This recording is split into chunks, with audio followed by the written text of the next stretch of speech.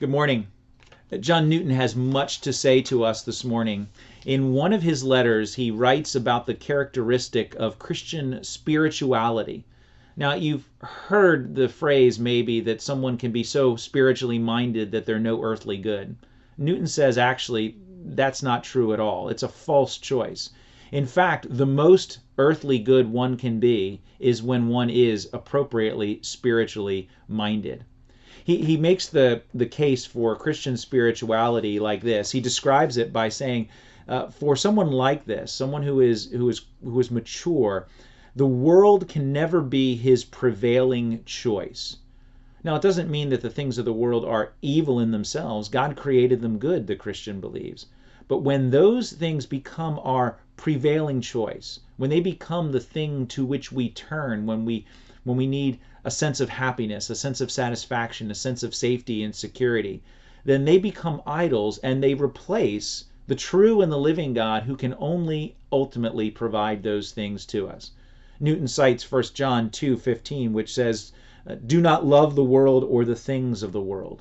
Again, the things of the world themselves are not bad, but our love for them, when they become disproportionate, when they become prevailing, end up harming us rather than helping us.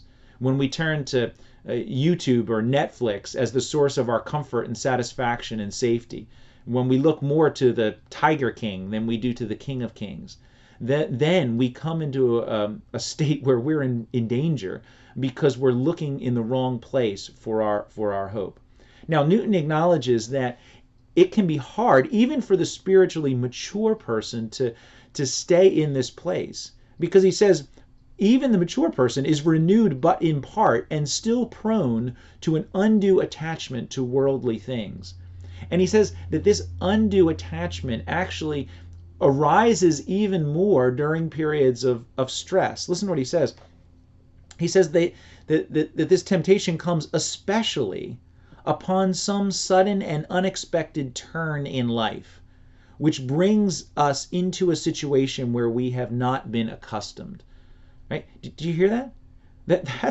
That's really a description of the world in which we're living right now, right? Where some sudden and unexpected turn in life has happened, where we're in a situation that we're not accustomed to. Newton says, beware, because the temptation to seek worldly things above spiritual things is especially felt during such times as that. And he says the battle is real. Even the mature person, he said, is not perfect in their battle against the world, but the mature person is more sensible of the evil, more aware of it, more humbled for the fact that we encounter it, more watchful against the evil, and more delivered from it. We still feel the pull of the world, he says, like a fetter, but we long to be free.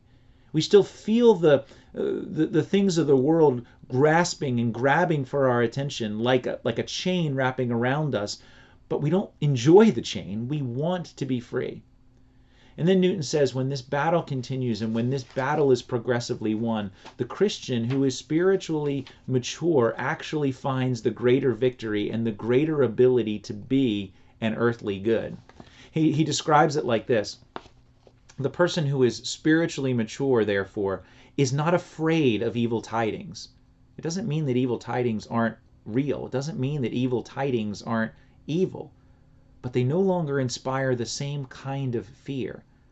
When the hearts of others shake like the leaves of a tree, he is fixed, trusting in the Lord. And again, it doesn't mean that we don't feel a sense of anxiety as Christians in the times that we live. But when others shake like leaves, we can find our hope. We can be fixed by trusting in the Lord. It means the person who is spiritually mature believes that God can and will make good every loss, that God will sweeten every bitter, that he will appoint all things to work together for our advantage.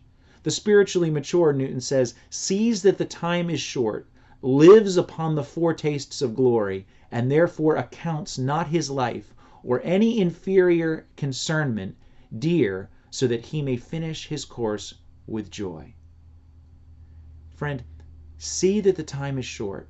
Live upon the foretaste of God's glory, and account not your life or anything inferior so dear that we are not able to finish our course with joy.